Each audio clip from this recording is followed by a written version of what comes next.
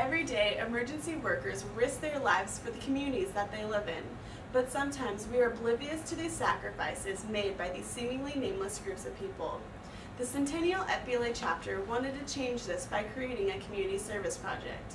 We wanted to give them a name, a face, a voice, a story, and grant them the recognition that they deserve.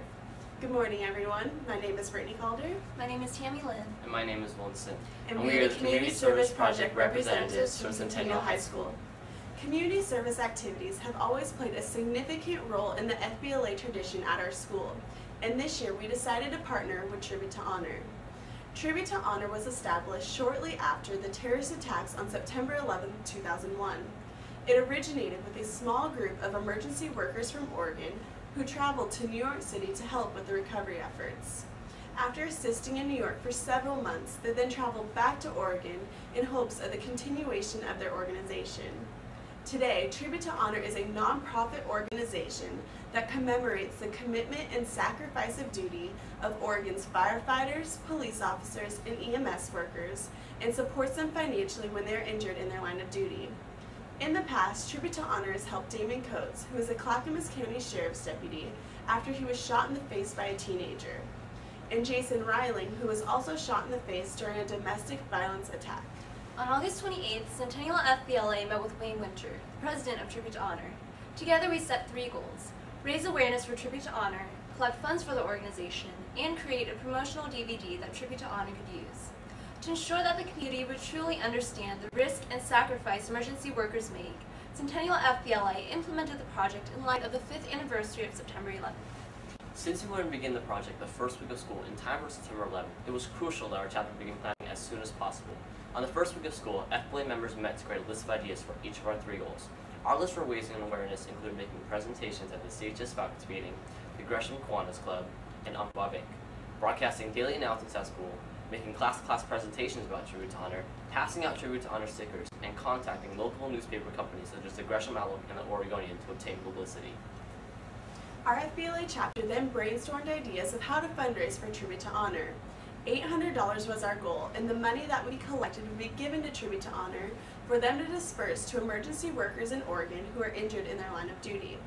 We considered setting up fundraisers with local restaurants, collecting spare change by using collection cans, and by requesting donations after presenting at our local Kiwanis Club, class-to-class presentations, and at Umpqua Bank. After discussing each potential idea, we then split up into committees to accomplish each item. To implement the project, representatives of CHS FBLA attended the faculty meeting on September 5th, the day before the first day of school, to inform teachers about the project. The next day, representatives presented to the Gresham Kiwanis Club to inform them of our purpose. We were able to collect $100 from Kiwanis members.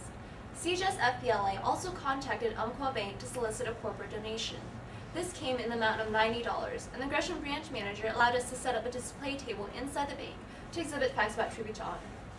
To capture the attention of students and staff at Centennial High School, we announced September 11th as a day where everyone wore red, white, and blue in remembrance of 9/11 and encouraging donations. On September 12th, FBLA members went from class to class making presentations about Tribute to Honor.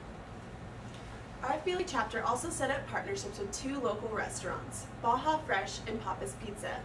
Baja Fresh agreed to donate 15% of their daily proceeds on September 11th to Tribute to Honor, while Papa's Pizza agreed to donate 50% of their proceeds on September 25th to our cause.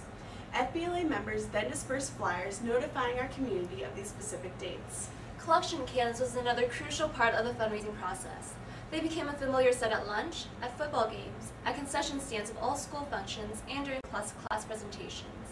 From the total of 97 members in our chapter, 64 were involved with the project, including 25 seniors, 17 juniors, 13 sophomores, and 9 freshmen.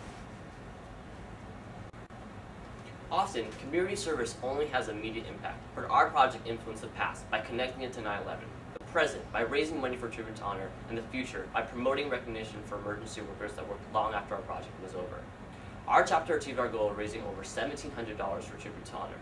Now, there's no place in our community where a Tribute to Honor sticker has not been seen.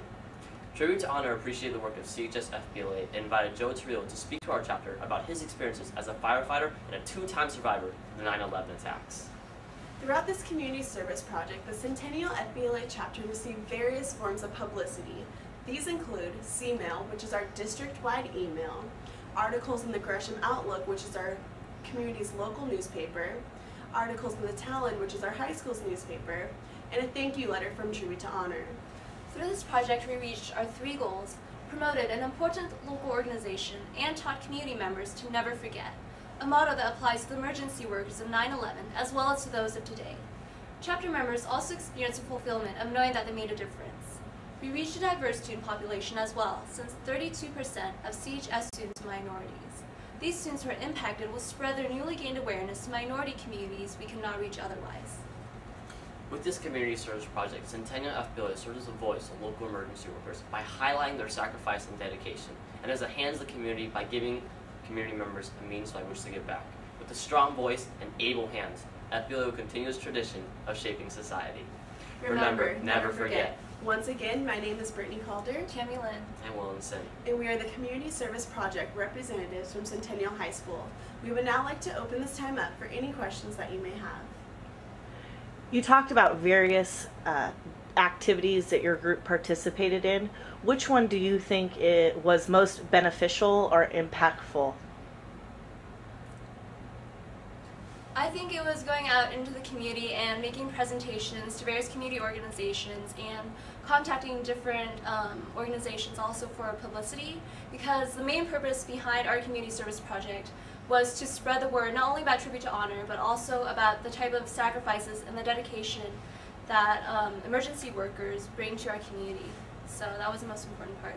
I thought it was very beneficial and vital that we were able to contact Gresham Outlook, one of our community newspapers, to broadcast and promote about our community service project to the community, letting them know that this is our project, this is what's going to happen, to allow all the community members to know what's going on and what Centennial High School wants to do for Tribute to Honor. And also by being able to be partnered with Joe Torrillo, who was the 2-time survivor of the 9/11 attacks. I think that just reinforced our purpose as a community service project, because we were be able to have somebody that had a first-hand experience with the 9/11 attacks come to our school and just reinforce the purpose of what we were trying to promote to our school community. What was the biggest obstacle that your committees and your team faced as you were completing this community service project? I think it was the time constraints, because we wanted to implement our community service project the first week of school in time for the 5th anniversary of September 11th. And so we had very little time to plan our project, and so we had to rely on the teamwork and the enthusiasm of our members to get this done.